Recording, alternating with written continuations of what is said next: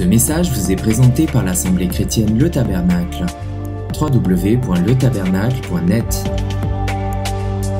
Il n'y a aucun livre de l'Écriture ici qui ne soit pas inspiré de l'Esprit.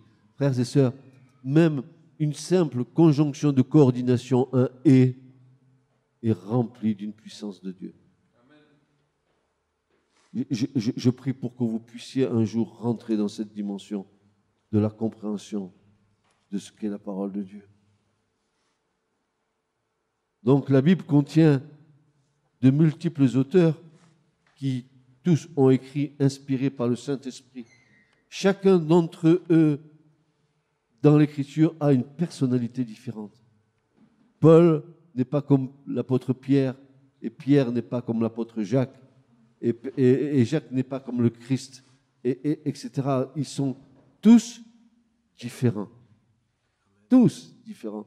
Et c'est ce qui fait la beauté. Il y a une unité, mais dans la diversité. Et si chacun a une personnalité différente, ils ont aussi des traits de caractère qui souvent nous font nous identifier à tel ou tel. Car quelque part, nous leur ressemblons dans leur caractère. Oui, parfois, je dis, tiens, moi j'aime bien Paul. Pourquoi j'aime bien Paul? Parce que Paul, il correspond un peu à ce que je suis. L'autre, il va dire, ah, mais moi, j'aime bien Jean. Jean, il est doux, j'aime. C'est parce que c'est ton caractère qui est comme ça. Alors, chacun a son petit préféré, n'est-ce pas? Dans l'Écriture. Je ne sais pas quel est votre préféré. Voilà, hein, par exemple, Jacques là-bas, et peut-être ici c'est Paul, d'autres c'est Jean, mais nous avons tous une petite préférence dans l'Écriture. Pourquoi? Parce que la personne à qui nous donnons notre préférence, quelque part, nous lui ressemblons dans le caractère. C'est vrai ou pas? Amen. C'est vrai. Ainsi, beaucoup aiment l'apôtre Paul et ses lettres, d'autres Pierre, ou bien alors les apôtres Matthieu, Marc, Luc ou Jean. Mais ce que nous savons, c'est que Paul s'est taillé la part du lion dans le Nouveau Testament. Il a écrit sur 27 livres, il en a écrit 13 à lui seul. Peut-être même 14. La moitié du Nouveau Testament, c'est Paul qui l'a écrit. Donc, nous pouvons dire qu'il y a dans le Nouveau Testament comme une espèce de prédominance littéraire de Paul. Il s'est taillé la part du lion dans le Nouveau Testament. C'est pourquoi il est reconnu comme majeur dans la littérature biblique du Nouveau Testament. Paul, c'est comme une espèce de colonne dans le Nouveau Testament. À part les 4 évangiles où nous voyons les apôtres nous décrire Jésus, tout le reste, Paul a marqué de son empreinte, n'est-ce pas, ce Nouveau Testament. Il a développé pour nous la doctrine chrétienne. C'est Paul, il l'a développé. Il nous a précisé le plan de grâce de Dieu. C'est Paul qui l'a fait. Apportant aux croyants la certitude de son salut et de la vie éternelle. C'est Paul qui nous le dit. Que nous sommes des enfants bien-aimés de Dieu. Paul nous le dit. Et que Jésus est notre Sauveur. Et que Jésus va nous introduire dans la gloire éternelle avec lui, dans sa compagnie. C'est Paul qui nous le dit. Les épîtres fournissent aussi aux croyants fidèles les enseignements et les encouragements utiles pour vivre en disciples et témoins du Christ. Ça, c'est Paul. Après vous avoir abondamment parlé de Paul, eh bien ce matin, ce n'est pas de Paul que je veux parler. Il y a un passage de l'Écriture que je veux voir avec vous. Un passage qui est tellement connu. Alors, voilà. Je vais vous dire une chose. Ne lisez jamais l'Écriture pour la lire. Et ne lisez jamais l'Écriture d'une manière superficielle. Jamais. parce que vous allez passer à côté de perles précieuses que Dieu a enfouies là, et qui nous dit, maintenant cherchez-vous, grattez, grattez. Celui qui cherche, il trouve. Trouvez, trouvez. J'ai mis des choses là pour vous. Cherchez-les. Quel est le passage de l'Écriture que je veux voir avec vous ce matin? Je ne sais pas pourquoi le Seigneur m'a amené à prêcher ça ce matin. Et maintenant, je commence à comprendre pourquoi. C'est le chapitre 4 de l'Évangile de Jean.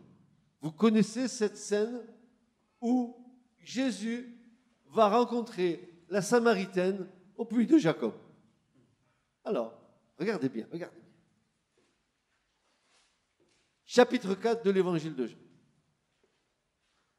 La rencontre avec la Samaritaine au puits de Jacob mérite toute notre attention. Et nous allons être attentifs à ce qui va être dit. Plusieurs perles de haut prix sont enchâssées dans ce texte qui contient de nombreuses révélations et d'affirmations du Christ. Même, il a été dit ici des choses dans ce passage de Jean 4 qui n'a été dit que 2 fois dans toute l'Écriture et nulle part ailleurs que là. Dire que c'est important que ce matin nous puissions comprendre tout ce qui est dit de Christ dans ce passage. Alors, nous allons voir à quelle occasion Jésus va s'arrêter à cet endroit. Vous allez voir, frères et sœurs, que ce n'est pas, dites avec moi, Dieu n'est pas le Dieu du hasard. Dieu n'est pas le Dieu du hasard. Répétez-le fort. Dieu n'est pas le Dieu du hasard. Et vous allez comprendre pourquoi. Jean, chapitre 4, va commencer à nous éclairer. Le texte nous dit que Jésus va s'arrêter à cet endroit-là, c'est-à-dire au puits de Jacob, et qu'il va y faire une rencontre tout à fait particulière. Regardez bien ce qu'il est dit dans le chapitre 4 de l'Évangile de Jean. Il est dit, verset 3, il quitta la Judée et s'en alla encore en Galilée. Pourquoi Jean dit encore? Pourquoi Jésus va encore en Galilée? Et Jésus sait très bien que s'il va encore en Galilée, que ça va lui poser un grand problème. Parce que le grand problème qu'il va rencontrer, c'est qu'il va falloir qu'il traverse la Samarie. Or, pour un juif, traverser de Jérusalem, un juif d'Israël, c'est interdit de traverser la Samarie. Mais Jésus, encore, lui, il veut aller en Galilée. Et puis, il n'a pas l'intention de faire le grand détour qui va le faire passer par le désert. Parce que, excusez-moi, il n'avait pas ni une mobilette, ni un scooter, il n'avait pas un 4x4, il avait 2 jambes. Et il venait de la Judée pour aller en Galilée. Et le désert de Judée, il faut le traverser à pied.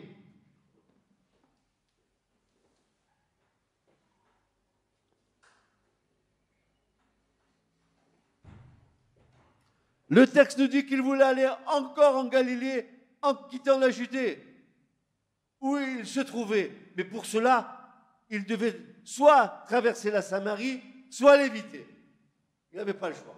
Ou il traverse, ou il évite.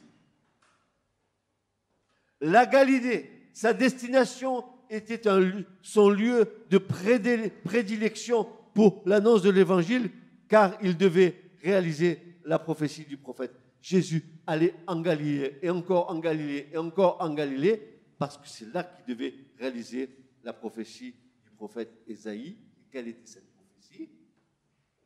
Ésaïe 9, verset 1 à 3. Ésaïe 9, chapitre, verset 1 à 3.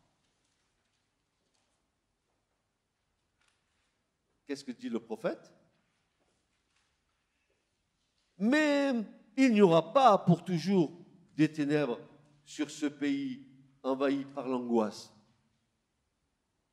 Si dans les temps passés, Dieu a couvert d'opprobre tout le pays de Zabulon et le pays de Nephtali, c'est-à-dire la Samarie, dans les temps à venir, il couvrira de gloire la route de la mer au-delà du Jourdain, le district des nations païennes, le peuple, écoutez bien, qui vivait dans les ténèbres, verra quoi?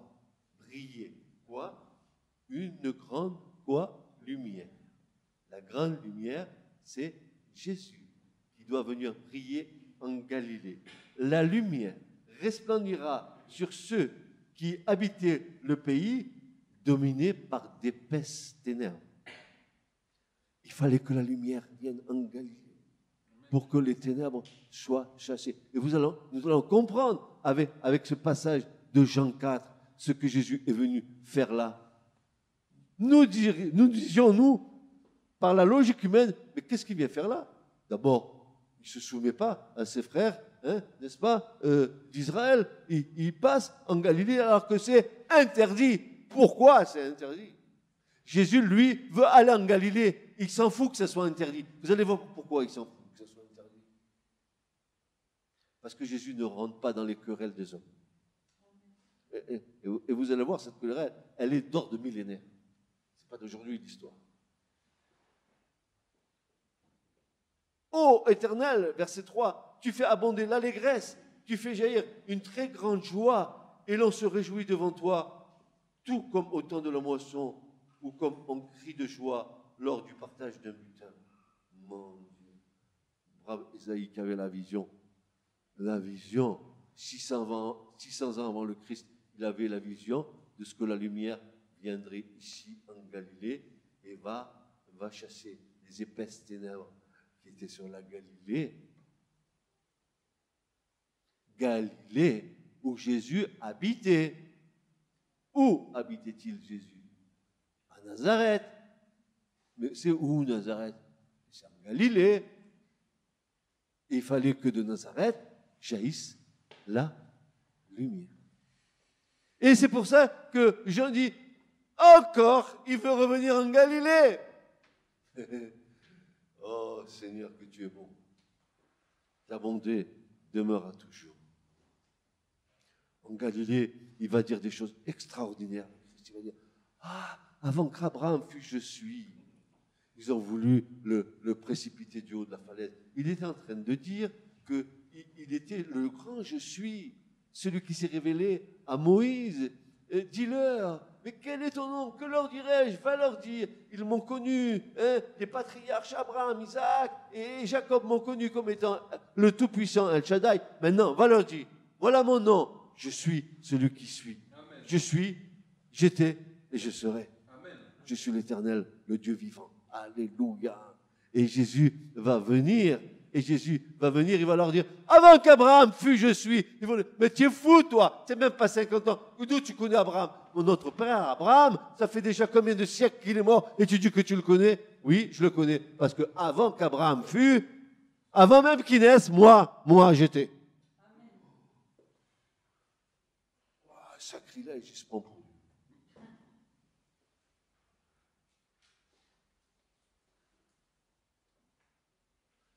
La lumière devait briller en Galilée. Et pourtant, Christ persévérait dans l'annonce de l'Évangile, malgré qu'il ne soit pas reçu dans sa propre patrie. Il a été rejeté, complètement rejeté. Écoutez bien ça. Écoutez ce passage.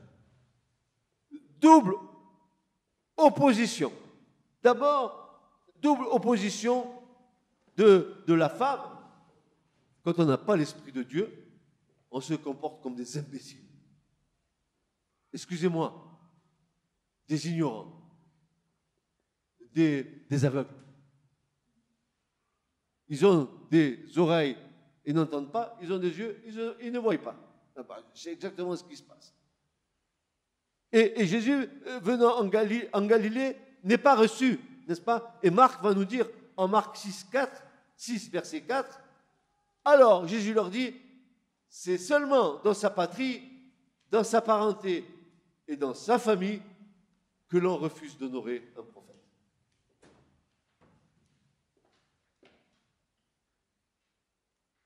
Vous avez vu, quand vous êtes venu dans la foi, dans votre famille, qu'est-ce qui s'est passé? Il est tombé sur la tête. Il est tombé dans une secte. Il est fou.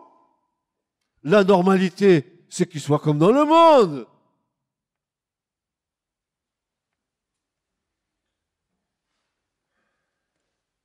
Alors tu rentres dans un combat, comme Jésus est rentré dans un combat. Ils ont tout fait pour le dissuader. Et ses frères leur ont dit, monte à la fête là-bas, monte, montre-leur tes miracles. Jésus a dit, mais ce n'est pas encore mon temps. Ils ont tout fait pour le faire chuter, tout fait. Et le diable s'est glissé de partout pour faire chuter le Christ. Amen. Parce que vous croyez que le diable, lui, il s'est arrêté à la tentation du désert. Il nous a dit qu'après la tentation du désert, que le diable s'était retiré pour un peu de temps, mais il est revenu sous d'autres formes. Il est venu tenter Jésus.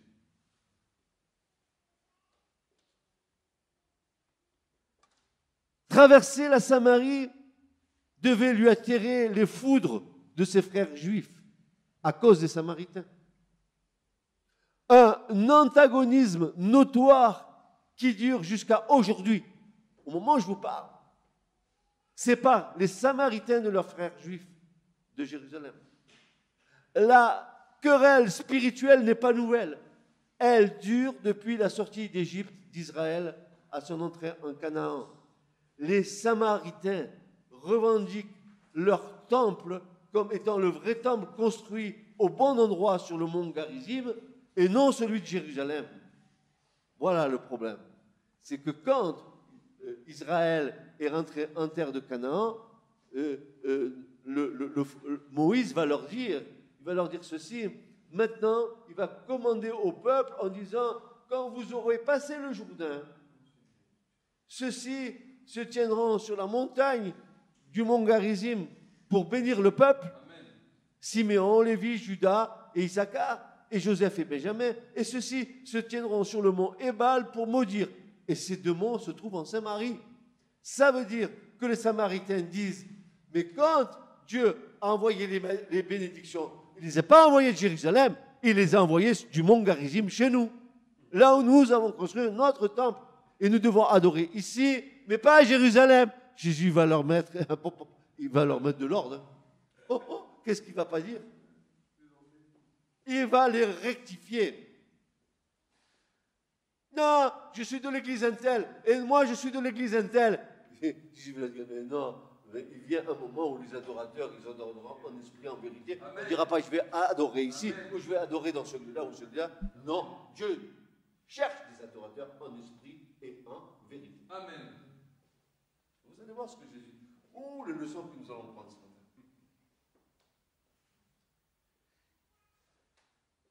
Notez le lieu. Le mont Garizim, qui se trouve en Samarie, montagne au nord d'Israël. Et là encore une autre information. Alors là, vous allez voir que c'est... je vous ai dit, il n'y a pas de hasard. Où il se trouve ce mont Garizim, qui est en Samarie? Eh bien, il se trouve près de où? De Sichem. Ah, Sichem, mais c'est là où Jésus, justement, il est. Tiens, quel hasard. Jésus vient à Sichem. Qu'est-ce qu'il fait là, Sichem? Il ne devrait pas être là, c'est interdit pour lui de venir là. Pourquoi brave-t-il l'interdit? Qu'est-ce qui va se passer là? Vous allez voir, Jésus va allumer une bombe atomique. Il va allumer une bombe atomique de désintégration religieuse. Paf! Ça va, excusez-moi l'expression, péter de tous les côtés. Regardez bien ça. Le mont Garizim, qui se trouve en Samarie, c'est une montagne au nord d'Israël, près de Sichem, dans le pays d'Éphraïm, en face du mont Ébal, d'où furent envoyées les bénédictions aux Israéliens entrant en Canaan. Voilà. C'est là qu'ils se sont arrêtés en Samarie, sur le mont Garizim, et que les tribus de Lévi, de Juda, etc., ont commencé à envoyer les bénédictions sur la terre de Canaan. Et les Samaritains, forts de ça, diront non. Pourquoi vous avez construit le temple à Jérusalem? C'est ici que vous auriez dû le construire, parce que c'est d'ici qu'est partie la bénédiction.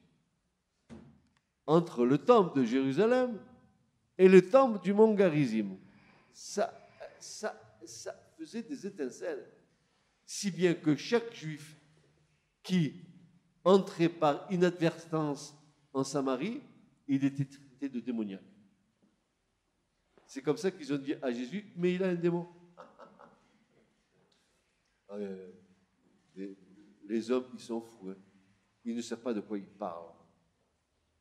Même, il y a des gens qui sont très spirituels et qui disent, oh, il a un démon, il a un démon, il a un démon. Seulement, ils n'ont pas regardé, peut-être que c'est eux qui avaient le démon.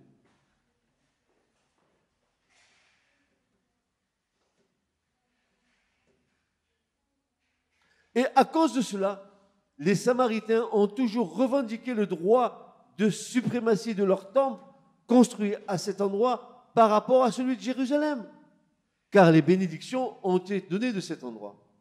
Un antagonisme millénaire perdure concernant cette affaire jusqu'à aujourd'hui. Les Juifs d'Israël interdisaient la traversée du territoire de Samarie, car ils considéraient les Samaritains comme des impurs par rapport au temple de Jérusalem. Mais bientôt Jésus va balayer cette vaine dispute de cette ambiguïté et affirmer à la Samaritaine qui va lui dire « Oh toi qui me demandes à boire, vous allez voir l'histoire, hein. L'histoire, ça va loin. Hein. Il dit « Oh non, non, toi qui viens me donner à boire, écoute-moi, hein. Je ne te connais pas encore. » Ça, c'est le Samaritain qui dit ça. Je paraphrase. Hein. Je vois le dialogue. Tu me demandes à boire. Oh, attends, j'ai un problème avec toi, Jésus. Nos pères, dit les Samaritaines, ont adoré sur cette montagne. Et vous dites-vous que le lieu où il faut adorer, c'est à Jérusalem. Alors, en clair, il dit, il faudrait qu'on se mette d'accord tous les deux.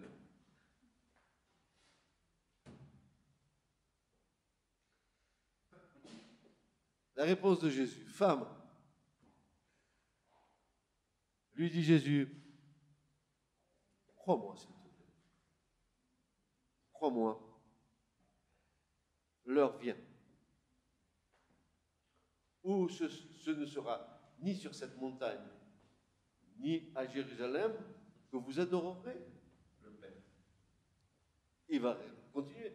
Vous adorez ce que vous ne connaissez pas. Bon, et il est en train de me dire, ton temple, oui, c'est bien, tu adores là-dedans, mais tu ne connais pas mon Père. Nous adorons ce que nous connaissons, parce que Jésus dit, c'est à nous que le Père s'est révélé, pas à vous, les Samaritains. Et il va dire à cette Samaritaine, car le salut vient des Juifs. Bah. Alors la femme, elle va encaisser tout ça, mais je la trouve vraiment qu'elle commence à être mal à l'aise, cette femme, devant Jésus. Mais l'heure vient. Et elle est déjà venue. Pourquoi Jésus dit ça? L'heure vient, elle est déjà venue. Parce que Jésus est là. Hein? Où les vrais adorateurs adoreront le Père en esprit et en vérité. Car ce sont là les adorateurs que le Père demande. Dieu est esprit et il faut que ceux qui l'adorent en esprit et en vérité. Ça veut dire, mon frère, ma sœur, que quand tu es dans ta maison, que tu loues Dieu, tu l'adores en esprit et en vérité. Que tu es dans ton jardin en train de bêcher ta terre, que tu loues Dieu, tu l'adores en esprit et en vérité. Et pas seulement quand tu viens dans ce lieu, mais quand partout où tu vas, selon que l'Esprit te donne de faire et te donne d'adorer, de louer, tu le fais. Tu es un adorateur en esprit et en vérité, et tu adores là où tu es. Tu fais ta cuisine tu adores Dieu. La louange monte dans ton cœur, adore-le. Tu fais tes parterres, tu laves tes parterres, tu as un cantique dans ton cœur. Tu es l'adorateur, n'est-ce pas? Adore Dieu. Et n'attends pas le mardi, le vendredi ou le dimanche pour être dans un lieu de rencontre, pour adorer Dieu.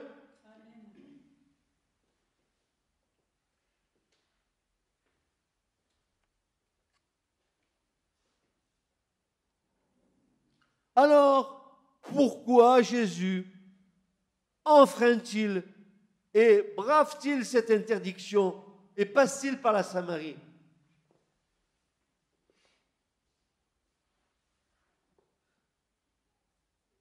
Alors, Jean va nous donner une foule d'informations pour nous éclairer. Béni soit Jean, l'évangéliste, celui qui nous a décrit Jésus comme étant l'aigle royal. C'est le haut qui voit tout droit. Qui nous a montré Jésus comme étant le Fils du Dieu vivant. Amen. Béni soit Jean, qui connaissait Jésus parce que à un moment donné de sa vie, il avait penché sa tête sur le sein de Jésus, il s'était reposé sur lui lors de la Sainte Seine, avant que Jésus soit envoyé à la croix. Ce petit Jean qui était là, dans la chambre haute, qui entendait battre le cœur de Jésus.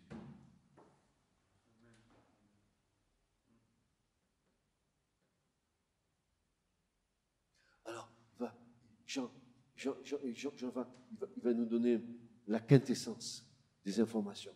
Il va se faire un plaisir de nous donner du goût, afin que ce matin nous entendions et que ça puisse rester gravé dans notre cœur. Et il nous est dit, n'est-ce pas, il vient, il nous dit qu'il vint donc à Sichem, près de la terre que Jacob donna à Joseph son fils. Vous retrouvez ça, n'est-ce pas, dans le verset 5 du chapitre 4 de Jean. Il dit, il vient donc à une ville de la Samarie, nommée Sichar. Alors, pourquoi Sichar? Je vais vous expliquer après pourquoi. Parce qu'au cours des siècles, Sichem s'est transformé en Chichar. Un petit peu comme Montpellier, à l'origine, dans les années 700, après Jésus-Christ, ça s'appelait le Montpellier, et c'est devenu Montpellier. Donc, les mots se transforment, mais la racine reste. Et vous allez voir, la racine me sort. C'est vraiment... Des fois, je me dis, mais c'est possible que ce soit comme ça, Seigneur. Donne de l'intelligence pour comprendre ces choses. L'Écriture dit, par la bouche de Jean, il vint donc à Sichar, près de la terre que Jacob donna à Joseph son fils. Bon, il vient dans un lieu historique. Jacob, Joseph. D'abord, c'est le plus de Jacob. On n'a pas à se tromper, c'est nommé. Mais Joseph, qu'est-ce qu'il vient de faire là-dedans? Là où Jésus arrive est un lieu historique chargé de l'histoire des patriarches. D'abord, cette ville de Sichar, dont le nom au cours des siècles a été transformé de Sichem en Sichar, elle a un passé qui remonte à la Genèse, et en particulier aux bénédictions que Jacob mit sur ses enfants. Plusieurs événements, et pas toujours heureux, se sont passés dans ce lieu de Sichem. D'ailleurs, vous allez voir, qu'est-ce que dit le livre de le Siracide, qui est un livre deutérocanonique, qui est apocryphe dans nos Écritures. Et il y a quelque chose sur Sichem, je vais vous le lire tout à l'heure. Vous allez voir ce que l'auteur sacré inspiré va dire de Sichem. Il nous faut, n'est-ce pas, les yeux de l'esprit pour saisir le sens hébreu des mots pour comprendre la profondeur. Pouvons-nous retrouver dans l'Écriture cette affirmation que Jacob donna Sichem et son territoire à Joseph, à son fils, et dans Jean nous indique l'origine. Ça veut dire, est-ce qu'on peut retrouver l'information que là où est Jésus, c'est réellement ce que Jean dit, et si Jean le dit, d'où le tire-t-il? Il va le tirer de la bénédiction de Jacob sur Joseph. Au moment où Jacob, pour mourir, il va bénir ses fils. Genèse 48, 22, et vous allez voir que c'est vraiment une énigme, mais qui s'éclaire. Genèse 48, 22, il nous est dit, et Israël, c'est-à-dire Jacob, puisque le Seigneur a transformé le nom de Jacob en Israël, après la bonne bagarre qu'ils ont eue ensemble, n'est-ce pas, avec l'ange, jusqu'à que Jacob soit blessé à l'ange, il nous est dit que Israël dit à Joseph, voici je meurs. Je vous rappelle l'histoire de Joseph, brièvement, vendu par ses frères, renvoyé en Égypte, enfin bref, vous connaissez l'histoire. Hein. Et au moment où Jacob va mourir, et qui bénit tous ses frères, tous ses enfants, voici ce qu'il va dire à Joseph. Et Israël, Jacob dit à Joseph, voici je meurs, et Dieu sera avec vous, et vous fera retourner dans le pays de vos pères. Et moi, écoutez bien ce qu'il va dire à Joseph. Et moi, je te donne, de plus qu'à tes frères, une portion que j'ai prise de la main de l'Armoréen avec mon épée et mon arc. Mais où est marqué Sichem dedans? Ça n'apparaît pas. Ah non, ça n'apparaît pas seulement quand Jacob va lui dire, je te donne une portion, et que tu vas voir la signification en hébreu de ce mot portion, tu vas t'apercevoir que ce mot veut dire épaule d'eau, mais aussi qui veut dire sichem. Pourquoi? Parce que le mot épaule en hébreu, sakem, c'est une des offrandes dans les sacrifices qui sont les plus élevés. Et ce mot sichem qui est là, qui est assimilé au mot portion, en fait, cette portion que Jacob donne à Joseph, c'est qu'il va lui donner le territoire de Sichem. Et Sichem, la ville elle-même. Il l'avait pris à l'Armoréen avec l'arc et l'épée.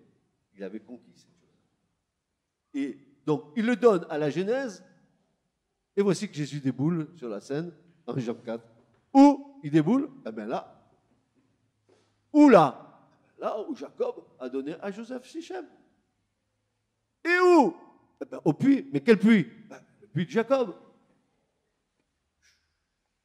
Ça ferait des étranges coïncidences. Et l'Esprit de Dieu me montre que le puits de Jacob, Jacob et Joseph sont comme des témoins là de ce qui va se passer.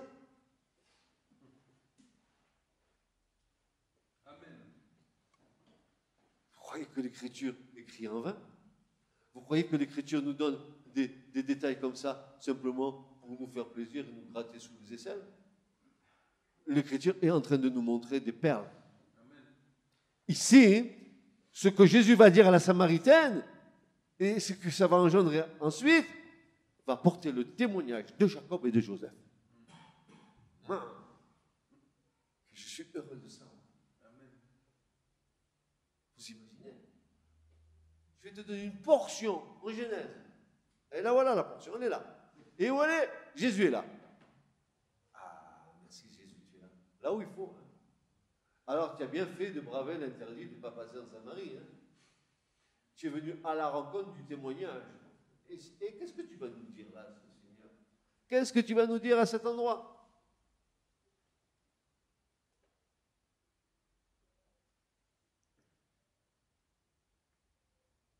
Apparemment, le texte ne nous indique pas d'une manière claire que Jacob donna à Joseph Sichem, et pourtant cela s'y trouve. Mais où? Dans le mot portion, qui en hébreu se nomme Shakam, et qui signifie d'eau et Paul en général, mais aussi la ville de Sichem. Le jeu de mots sur Sichem qui signifie épaule et qui est un morceau de choix dans la législation sur les sacrifices. Et là, tout s'éclaire. L'information de l'apôtre Jean se trouve confirmée en Genèse 48, 22. Alors, ce que nous transmet Jean nous ouvre une autre dimension. Je suis persuadé, ça c'est moi qui écris, hein, je suis persuadé que Jésus est venu affirmer en ce lieu des choses importantes le concernant, prenant à témoin l'empreinte des patriarches laissée à cet endroit. Deux témoins de taille, Jacob, le père de Joseph, Israël, et Joseph, une figure de Christ. Deux témoins muets, parce que morts, mais ô combien parlant et témoignant encore dans cette scène. Même les morts parlent. Et je dis, croyez-vous au hasard? Moi non. Ce que je crois profondément, c'est que Jésus a voulu que cette circonstance, écrite une seule fois dans l'évangile de Jean, fût jointe avec une autre circonstance qui rappelle le souvenir de Jacob et de Joseph. Et je mets cela à la loi et au témoignage. Alors, concernant le Sichem, je vais vous dire ce que disait le Siracide dans son chapitre 50 et versets 25 à 26. Voilà ce que va dire celui qui a écrit le Siracide, plus de 55 chapitres, plus que ça encore. Il va dire deux choses au chapitre 55, au chapitre 50 et au verset 25 et 26, il va dire ceci. Il y a deux nations que mon âme déteste. Et la troisième n'est pas une nation. Les habitants de la montagne de Séhir, ils détestent. Pourquoi? Qui est Séhir? Séhir, c'est Édom. Qui c'est Édom? Édom, c'est les Amalécites. C'est qui? Les descendants d'Ésaü. C'est qui? Les ennemis d'Israël. Cet homme, 10 siècles ou 11 siècles avant que toutes ces choses se passent, déjà, il disait ça. Il dit, ce que je déteste, c'est les habitants de la montagne de Séhir, c'est-à-dire les Édomites, les descendants d'Ésaü. Et puis aussi, il dit, les Philistins. Oh, qui sont les Philistins? Vous les connaissez aujourd'hui? Vous connaissez Gaza, Ashkelon? Vous connaissez tous ces territoires? Ils sont ennemis d'Israël. Qui sont ces territoires? La Palestine, bien sûr. Et puis il continue. Donc, les habitants de la montagne de Séhir, les Philistins, et puis pour terminer, il dit, et le peuple stupide qui demeure à Sichem. Quand j'ai vu ça, j'ai dit, il devait avoir un vrai problème là-bas. Et vous allez voir la stupidité, parce que la Samaritaine, entre nous, elle en tient une couche. Mais vous allez voir ce que Jésus va lui dire. Pardonnez-moi les expressions, mais il faut que je dise comme ça.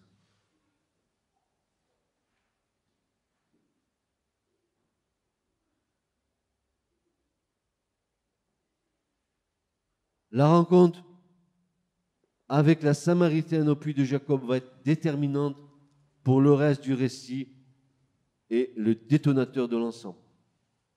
Le dialogue est édifiant à plus d'un titre. C'est la 6e heure, c'est-à-dire environ midi. En général, ce n'est pas à midi qu'ils venaient puiser l'eau, parce qu'à midi, ça, le soleil tapait fort, c'était le soir. Donc apparemment, cette Samaritaine, elle ne voulait pas rencontrer les gens au puits le soir. Pourquoi? Ben, vous allez voir pourquoi. Parce que sa vie, c'était vraiment un capharnaüm. Et elle ne voulait pas que les regards se posent sur elle, n'est-ce pas?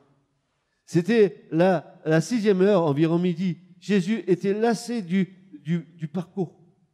Les moyens de transport, à l'époque, c'était la marche.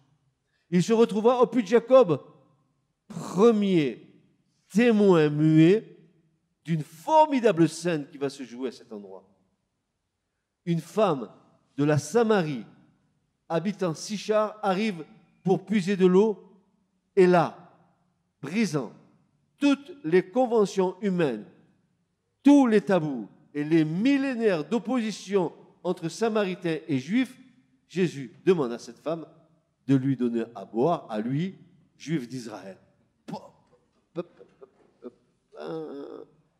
Parler à une femme, c'était déjà interdit. Mais parler à une femme samaritaine, c'était un sacrilège. Encore pire pour un juif. Et la samaritaine, elle ne va pas s'y tromper. La samaritaine s'exclama et la réponse va fuser de sa bouche. Et elle va dire, comment? Elle va lui dire à Jésus, comment? Toi, tu es un juif et tu me demandes à boire, à moi qui suis samaritaine. Entre parenthèses, les juifs, en effet, évitaient toutes les relations avec les samaritains. C'est marqué dans l'Évangile. Et tu me demandes à boire, à moi? À moi, une femme, en plus samaritaine, tu me demandes de boire, et tu es dans mon territoire où tu ne devrais pas être. Tu viens me dire à moi, donne-moi à boire, au nom de quoi? Jésus va avoir des difficultés avec elle au départ. Parce que, comme on dirait dans notre monde, c'est un morceau. La parole de Jésus a une puissance pour renverser les forteresses, tous les raisonnements qui se dressent contre Dieu. Jésus a une telle puissance dans la parole que rien ne peut lui résister. Il va renverser tous les tabous. Tous les tabous. D'ailleurs, souvenez-vous, frères et sœurs, souvenez-vous, maintenant ça me revient en mémoire, qui a, n'est-ce pas, qui a secouru l'homme qui a été battu sur le chemin? C'était le Lévite, c'était le sacrificateur, c'était qui? Le Samaritain, bien sûr. Ce message vous a été présenté par l'Assemblée chrétienne Le Tabernacle. www.letabernacle.net